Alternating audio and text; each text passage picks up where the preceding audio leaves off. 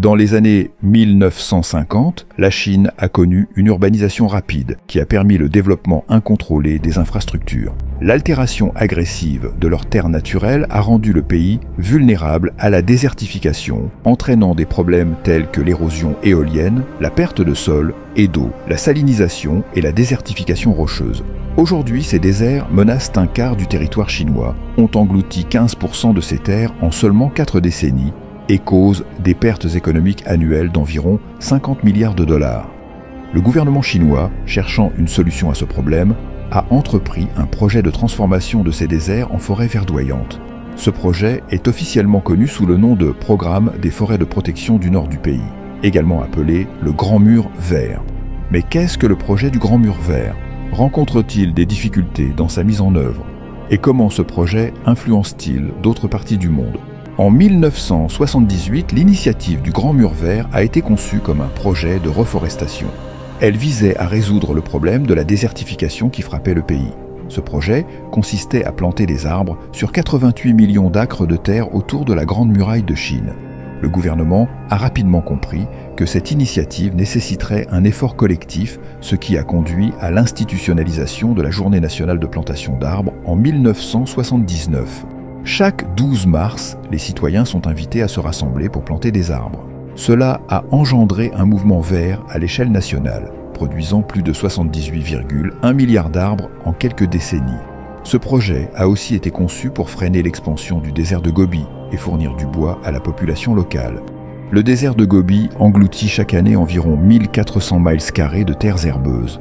Les tempêtes de sable qui en résultent sont toujours très violentes, provoquant l'érosion d'environ 800 miles carrés et détruisant l'agriculture non seulement en Chine, mais aussi dans les pays voisins tels que le Japon, la Corée du Nord et la Corée du Sud. Le nom officiel de cette initiative, le Programme des forêts de protection du nord du pays, reflète l'ambition d'étendre le projet sur les 3 régions septentrionales, le Nord, le Nord-Est et le Nord-Ouest. Depuis le lancement de ce projet, l'objectif est d'augmenter la couverture forestière du nord de la Chine de 5% à 15%. Cela a permis de réduire considérablement la désertification, d'éviter les tempêtes de sable et de préserver l'eau et les sols. En 2003, une nouvelle phase du projet a débuté, consistant en 2 volets principaux. Le premier implique l'utilisation d'avions pour disperser des graines dans des zones où le sol n'est pas trop sec. Le second volet consiste à accorder des fonds aux agriculteurs qui plantent des arbres et des arbustes dans des zones plus sèches que d'habitude. Il prévoit de dépenser 1,2 milliard de dollars pour établir un système de surveillance couvrant l'ensemble du projet, y compris la création de cartes et de bases de données. Le mur sera constitué de plantes spéciales capables de résister au sable. Les arbres seront disposés selon un motif semblable à celui d'un damier pour stabiliser les dunes. Il y aura également une zone rocailleuse située à côté des plantes pour maintenir le sable au sol et aider à former une croûte dans le sol. Les arbres contribueront aussi à bloquer le vent lors des tempêtes de poussière. La Chine a entamé un voyage extraordinaire vers une révolution verte entre 2012 et 2022. Durant cette période, de nombreuses campagnes de reforestation ont été menées, couvrant une superficie impressionnante de 960 millions de mus, soit l'équivalent de 64 millions d'hectares. Cette initiative n'a pas seulement amélioré la couverture forestière, mais a aussi revitalisé les écosystèmes, avec la restauration et l'expansion de 12 millions de mus de zones humides. Aujourd'hui, plus de 66 milliards d'arbres ont été plantés, ce qui, pour donner une idée, représente une superficie équivalente à la taille de l'Irlande. Bien que les arbres soient l'action principale de cette initiative, des techniques scientifiques ont également amplifié ces effets. Des chercheurs de l'université de Chongqing Jiaotong ont développé une solution innovante. Ils utilisent de la cellulose végétale pour créer une pâte capable de transformer le sable désertique en terre fertile. Une expérience dans le désert d'Ulanbu a permis de convertir 1,6 hectare de terre stérile en terre cultivable, signalant ainsi un potentiel agricole rapide. D'autres innovations en matière de reforestation et de contrôle du sable, telles que l'irrigation goutte à goutte et les barrières contre le sable, ont augmenté la couverture forestière dans des zones comme Emkin. Le projet du Grand Mur Vert devrait être achevé d'ici 2050. Toutefois, il fait face à plusieurs défis, tels que l'optimisation de son efficacité, la gestion du potentiel déclin de la nappe phréatique et la prise en compte des espèces natives et des facteurs environnementaux lors du processus de plantation. En raison des conditions difficiles du désert, le nombre d'arbres plantés a eu un impact immédiat, influencé par la nature. La température était assez instable. Elle augmentait pendant la journée et redescendait la nuit. Il y avait également des problèmes de rareté de l'eau et d'infertilité des sols.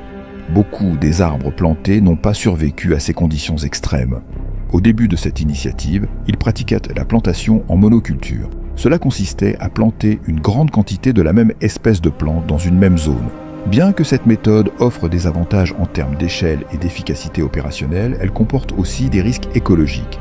Cette approche peut épuiser les nutriments du sol, rendant les zones encore plus vulnérables aux parasites et aux maladies. Il est également important de noter que, en raison du manque de biodiversité, un seul insecte ou une maladie peut facilement anéantir des dizaines de millions de cultures.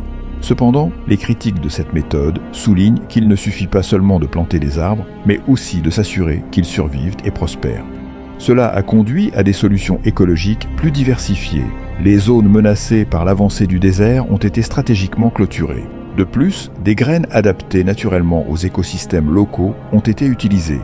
Toutefois, ces solutions ont aussi leurs défis. Elles soulèvent des préoccupations concernant les impacts potentiels sur le climat, la biodiversité et l'équilibre écologique. Par exemple, la création de barrières pourrait perturber certains processus naturels. De plus, l'altération du paysage pourrait avoir des conséquences imprévues sur les températures locales et la réflexion de la chaleur. En outre, les déserts ont des compositions minérales uniques qui jouent un rôle important dans la chaîne d'approvisionnement mondiale en minéraux. Cette transformation pourrait signifier la perte potentielle de ces précieuses ressources naturelles. Bien que les dirigeants chinois aient été à l'avant-garde de cette révolution verte, le travail acharné des individus et des entités privées ne doit pas être sous-estimé. Parmi les nombreuses personnes dévouées à cette initiative, Yin Yusen a converti environ 4700 hectares de terres stériles dans le district de Yuken, dans la région semi-aride de l'ouest de la Chine, en un champ vert après plus de 3 décennies de travail difficile. Le Congrès national du peuple et Xi Jinping, secrétaire général du Parti communiste chinois, ont reconnu le travail de Yin en matière de reforestation. Selon lui, les efforts de Yin représentent de grandes réalisations qui ont réellement amélioré l'écologie de la Chine. Ce genre de personnes démontre l'importance de la responsabilité individuelle dans cette stratégie, particulièrement à une époque de grandes difficultés nationales. Cependant, d'autres organisations du secteur privé ont également compris l'importance de s'engager dans ces projets. Une de ces organisations est REN, une société qui finance des projets visant à lutter contre le changement climatique. Il souligne la complexité des initiatives environnementales et encourage la communauté à s'impliquer. L'entreprise assume certaines responsabilités pour contribuer au succès de cette initiative. Elle soutient des projets utilisant des méthodes technologiquement avancées pour la destruction des molécules et appuie aussi des initiatives de base comme la collaboration avec les communautés indigènes pour préserver et protéger les forêts tropicales précieuses. La désertification est un défi mondial et les efforts de la Chine pour la freiner n'ont pas échappé à l'attention du reste du monde. La Chine a activement recherché la collaboration internationale pour lutter contre ce problème, en partageant des connaissances et des informations précieuses, ce qui a abouti à des partenariats avec les pays de la Belt and Road Initiative. La Chine a également joué un rôle clé dans l'établissement de centres internationaux dédiés à la prévention et à l'atténuation de la désertification. Cela montre son engagement face aux défis écologiques mondiaux à une échelle internationale. Des techniques comme la nano-argile liquide ont été développées, promettant de transformer les déserts sablonneux en terres fertiles. Il existe aussi des techniques avancées d'irrigation par pivot central.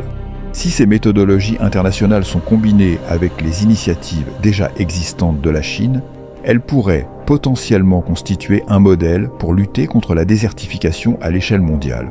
En plus de l'impact environnemental immédiat du projet du Grand Mur Vert, les initiatives qui en découlent ont des implications socio-économiques bénéfiques pour les communautés, renforçant celles-ci et démontrant l'engagement de la Chine envers les objectifs écologiques mondiaux. Pensez-vous que l'initiative de la Chine pour transformer ces déserts en forêts vertes sera un succès dans la lutte contre la désertification ? Faites-le nous savoir dans les commentaires et n'oubliez pas de liker, partager, vous abonner et activer la cloche de notification. Merci.